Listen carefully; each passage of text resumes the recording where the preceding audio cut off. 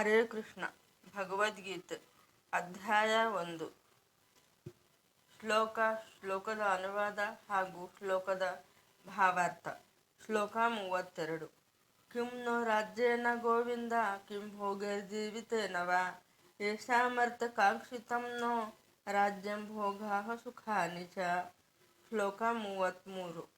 ತ ಇಮೇವ ಸ್ಥಿತಾ ಯುದ್ಧೇ ಪ್ರಾಣಾನ್ ತ್ಯಕ್ತ್ವಾ ಧನಾನಿ ಚ ಆಚಾರ್ಯಾಃ ಪಿತರಃ ಪುತ್ರಾಸ್ತಥೈವ ಚ ಪಿತಾಮಹಾಃ. ಶ್ಲೋಕ 34. ಮಾತುಲಾಃ ಶ್ವಶುರಾಃ ಪೌತ್ರಾಃ ಶಾಲಾಃ ಸಂಬಂಧಿನಸ್ತಥಾ ಏತಾನ್ನ ಹಂತುಮಿಚ್ಛಾಮಿ ಘ್ನತೋಪಿ ಮಧುಸೂದನ. ಶ್ಲೋಕ 35. ಅಪಿ ತ್ರೈಲೋಕ್ಯರಾಜ್ಯಸ್ಯ ಹೇತೋಃ ಕಿಂ ನು ಮಹೀಕೃತೆ ನಿಹತ್ಯ ಧಾರ್ತರಾಷ್ಟ್ರಾನ್ನಃ ಕಾ ಪ್ರೀತಿ ಸಜ್ಜನಾರ್ದನ. ಅನುವಾದ.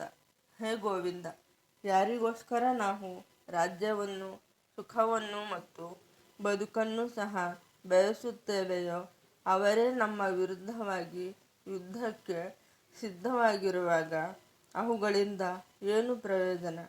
ಹೇ ಮಧುಸೂದನ, ಆಚಾರ್ಯರು, ಪಿತರು, ಪುತ್ರರು, ಪಿತಾಮಹರು, ಸೋದರ ಮಾವಂದಿರು, ಮೊಮ್ಮಕ್ಕಳು, ಭಾವಮೈದಂದಿರು ಮತ್ತು ಇತರ ಬಂಧುಗಳು ತಮ್ಮ ಜೀವವನ್ನು, ಧನವನ್ನು ತ್ಯಜಿಸಲು ಸಿದ್ಧರಾಗಿ ನನ್ನ ಮುಂದೆ ನಿಂತಿದ್ದಾರೆ.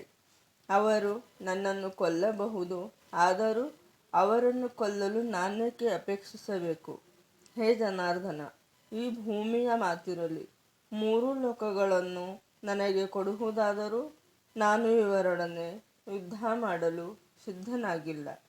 ಧೃತರಾಷ್ಟ್ರನ ಮಕ್ಕಳನ್ನು ಕೊಂದು ನಮಗೆ ಯಾವ ಸಂತೋಷ ಬಂದೀತು? ಭಾವಾರ್ಥ. ಕೃಷ್ಣನು ಗೋವುಗಳ ಮತ್ತು ಇಂದ್ರಿಯಗಳ ಎಲ್ಲ ಸಂತೋಷಗಳಿಗೆ ಕಾರಣನಾದವನು. ಇದರಿಂದಲೇ ಅರ್ಜುನನು ಶ್ರೀಕೃಷ್ಣನನ್ನು ಗೋವಿಂದ ಎಂದು ಕರೆಯುತ್ತಾನೆ. ಈ ಮುಖ್ಯವಾದ ಪದವನ್ನು ಬಳಸಿ ತನ್ನ ಇಂದ್ರಿಯಗಳಿಗೆ ಯಾವುದು ತೃಪ್ತಿಯನ್ನು ಕೊಡಬಲ್ಲದು ಎನ್ನುವುದನ್ನು ಕೃಷ್ಣನು ಅರ್ಥ ಮಾಡಿಕೊಳ್ಳಬೇಕು ಎಂದು ಅರ್ಜುನನು ಸೂಚಿಸುತ್ತಾನೆ. ಆದರೆ ಗೋವಿಂದನು ಇರುವುದು ನಮ್ಮ ಇಂದ್ರಿಯಗಳನ್ನು ತೃಪ್ತಿಗೊಳಿಸುವುದಕ್ಕೆ ಅಲ್ಲ.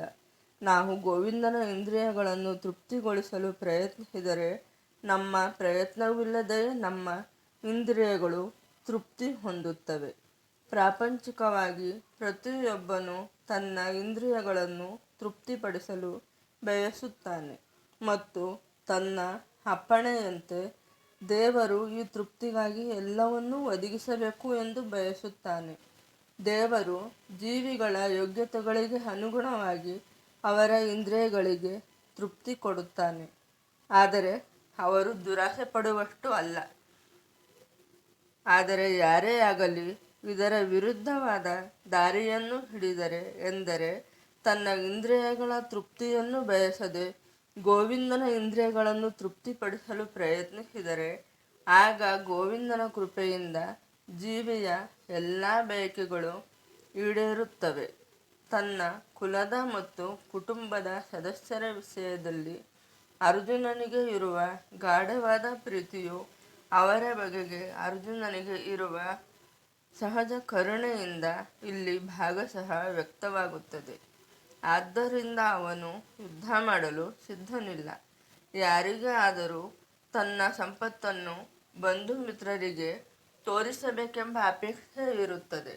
ತನ್ನ ಬಂಧು ಮಿತ್ರರೆಲ್ಲ ರಣರಂಗದಲ್ಲಿ ಸಾಯುತ್ತಾರೆ.